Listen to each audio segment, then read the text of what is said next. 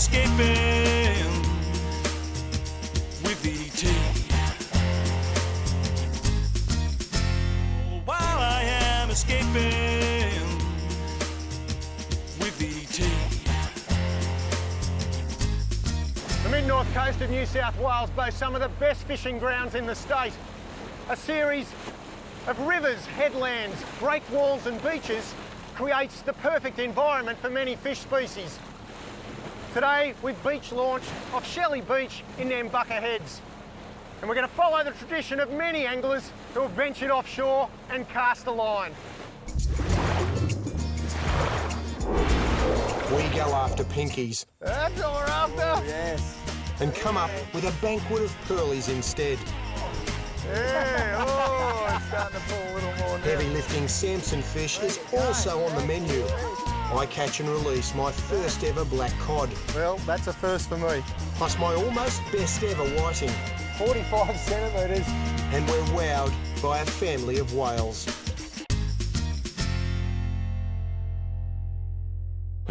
My mid-north coast adventure begins in Coffs Harbour, in a marquee crammed with keen fishos for the Dave Irvine Memorial Snapper Classic.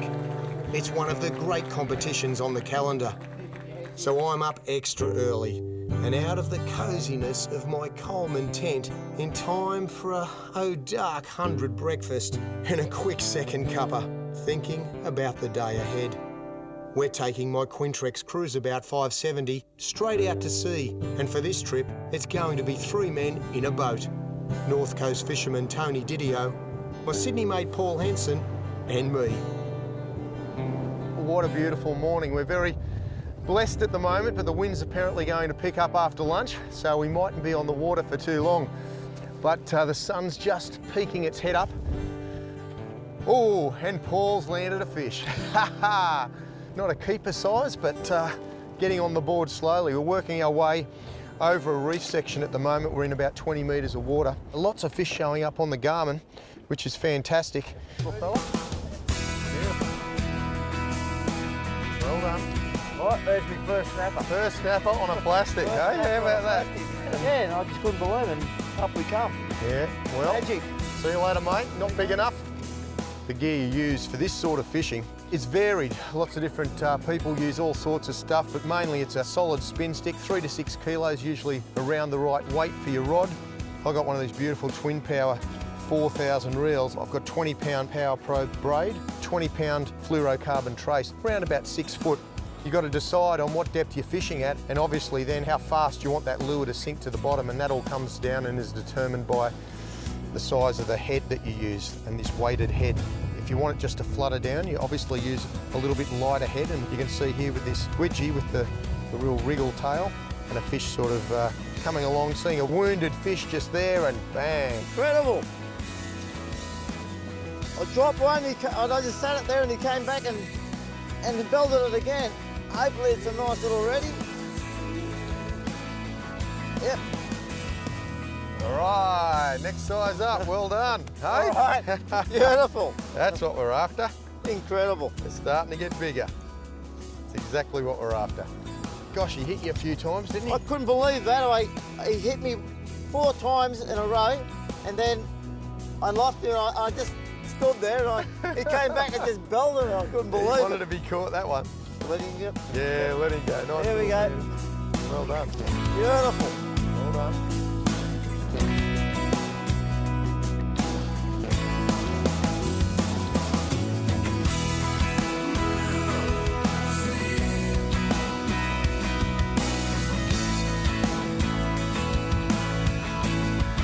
He's a good fish. Yes, all right. That's a good fish. He's a good fish.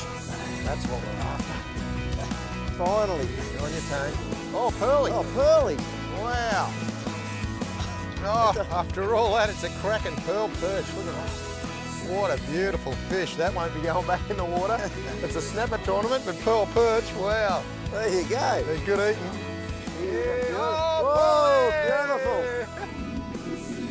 That's what we're after. Oh, nice red. Woohoo! That's all we want to see. Yeah, baby. Yes. Woohoo! All right. Into the Dave Irvine enviro. Excellent. That's the fish. The first legal one on the boat. Okay, so have a look at that. What a cracking fish. 53 centimetres. Beautiful, mate. Good on ya. Let's do it again. Let's keep them coming. Good stuff. That's the great thing about, oh yeah. Got him? Yeah. Oh, woohoo, another nice one. Another good fish. Another good one. And you can tell when they're good. Yeah, they start taking the drag off you. Good stuff. All right. Hey, well, he's got a bit of hurt on me, this fella. Oh, big pearly. Another monster pearl. Oh my God. That's bigger. You're the pearly king. Look. Oh, we still haven't got your red. Having a red little size Oh, of look at that, the mouth in him. Oh, that's a beauty, isn't he? What a cracking fish. I said, well, I've done a lot of fishing out in these grounds, and it's very rare to pick up big pearlies like this in such shallow water. Yep. Oh, well, I've been waiting a while. The other boys have had a bit of success, and finally I'm hooked up to a nice sized fish. Nice big pearly. Oh, another pearly. That's a thumping pearly. Gosh, we're going to eat well tonight, eh? You're not wrong. Look at that. That's a beauty. Just shows you the type of fish that you can catch on soft plastics. Of course, a bycatch for us because we're chasing snapper.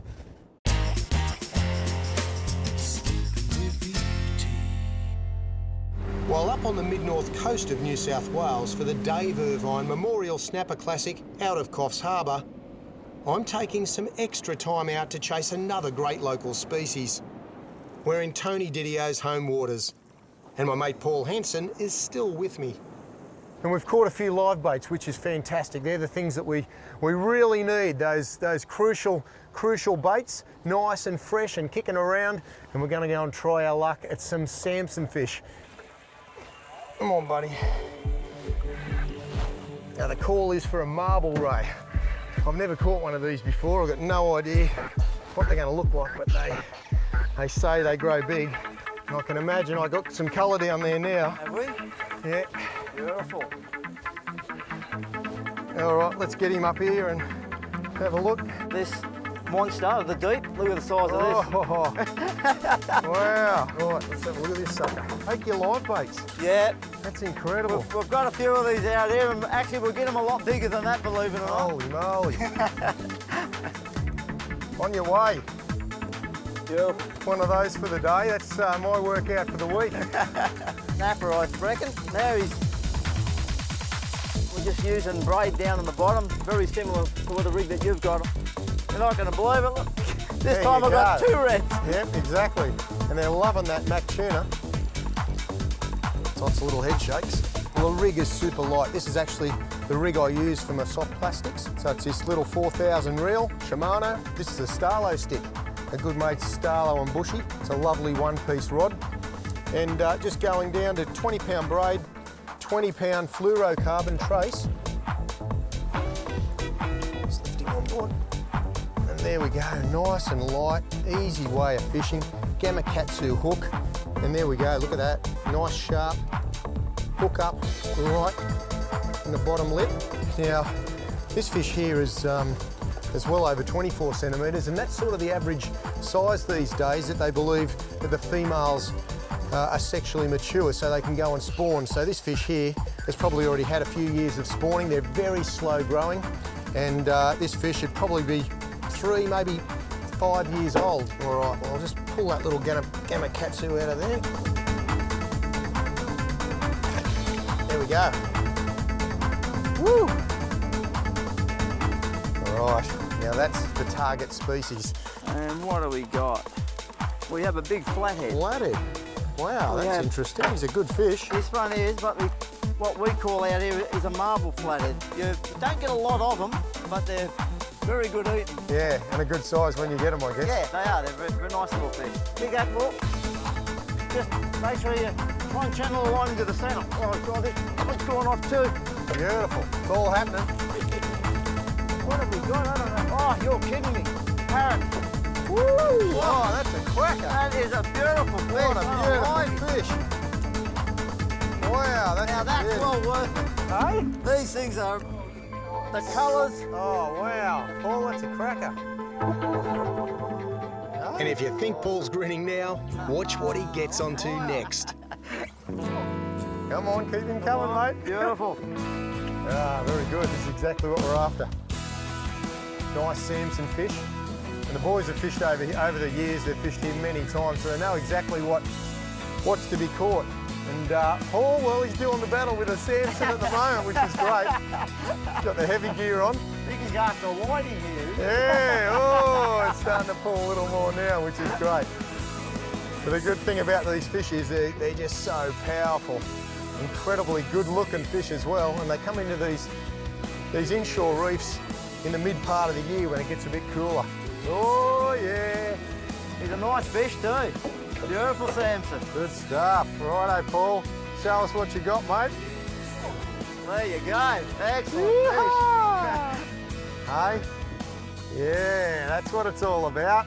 They're a mad looking fish. So this one here would be what, probably 13, 14? Yeah, he's up around, 10 to 14. 10 to 14, Some in that range, yeah. But What are you thinking of doing, Paul? Do you want to let him go, or do you want to keep this one for a meal? Well, if they're good eating.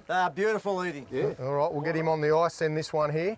We normally just let most of our fish go on the show, but if you're going to eat them, it's best to prepare them right. So we'll put this one down, put him in an ice slurry, get him chilled right down and keep that flesh absolutely perfect.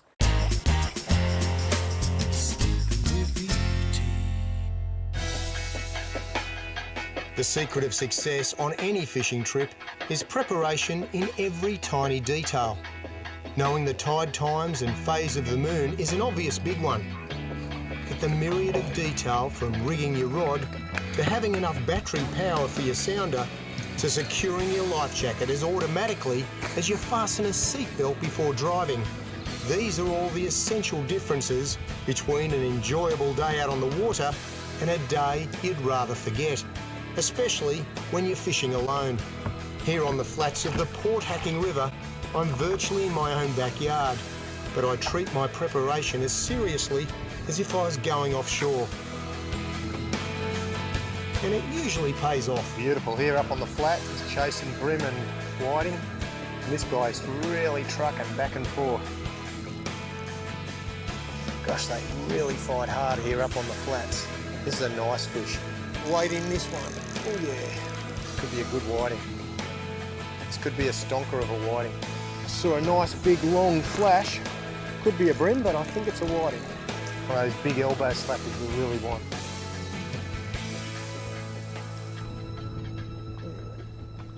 Oh yeah. Woohoo! A big 40 odd. Oh, that's a cracker. Look at that. Let's have a look at him. Well, certainly can't complain about this big fish. 45 centimetres to the tip of the tail, an absolute horse. How good's that? Woo!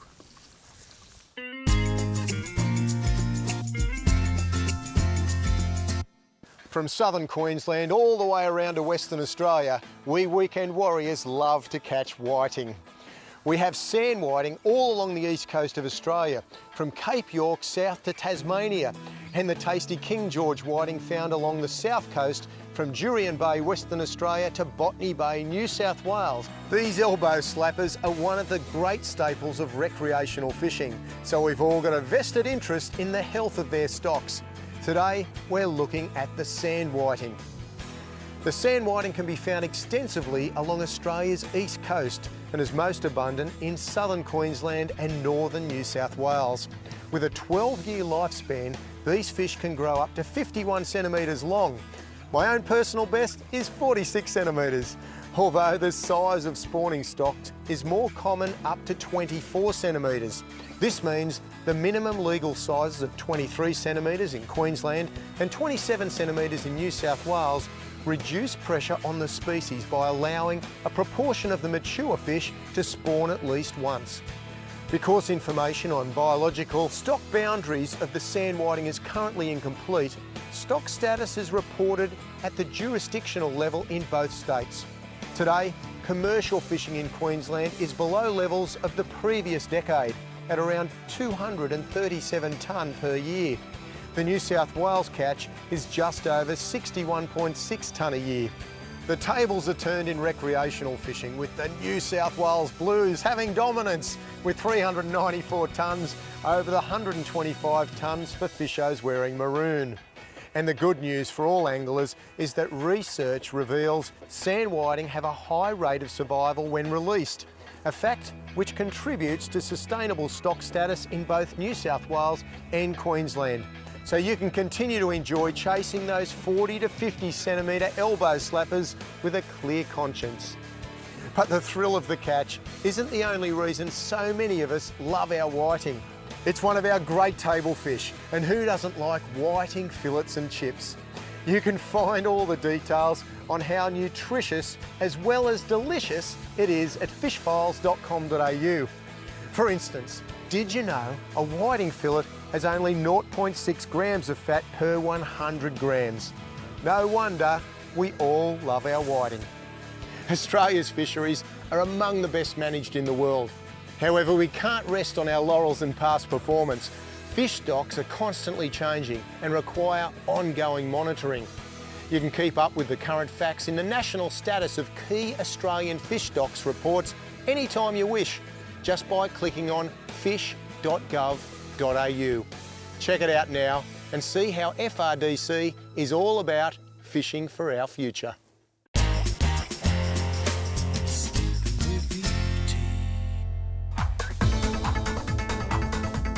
Offshore from the mid-north coast of New South Wales, it's another stunning day of light swell and clear water. A perfect day for my Quintrex cruiseabout and for a very special ocean encounter. Massive whales out there. We've actually seen 3 or 4 pods real close to the boat today. Quite an amazing sight, and they're coming back down the coast with their calves, so they're very protective.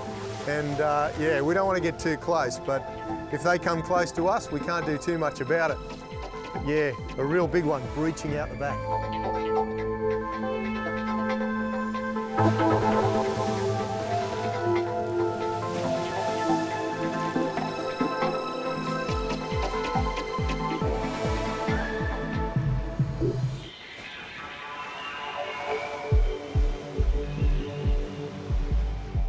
After an opening like that, what can we mere fishermen come up with for more excitement? Oh, there we go, Pearl Perch. This is one of the many different types of fish you can catch out here. Look at that. That is a beautiful fish. Cracker caught on this big atomic, the Gamakatsu jig head, 20 pound line, and basically we've come across a big patch of fish, I mean mega patch of fish, and this is probably the smallest fish amongst them. I actually thought he mightn't make it to the top. Yeah. He's a great live bait size. Righto. Fish or bottom? Fish. He's going straight down into that kelp. It's gonna be. Oh, that's a big fish. It's a fish. Oh, I like this. It's a beautiful little stratic. Oh, come on, mate. Up you come. Come on. Get some pumps on him. Let's get his head up off the bottom. You can see they're not a dirty fighter, the snapper, but they do like to get back down into the kelp. So, oh, look at that. It's actually not a snapper. Oh, it's a big black cod. Look at that. Wow. Well, there you go. Look at him. He is impressive. And an important thing to note with these black cod is that you're actually not allowed to keep them. So if you ever catch one, make sure you look after it well and release it to swim away, because there's a massive fine and you lose your boat and everything if you end up back at the boat ramp with a black cod. Well, that's a first for me. He's a beauty. All right, I'll watch him swim away, eh?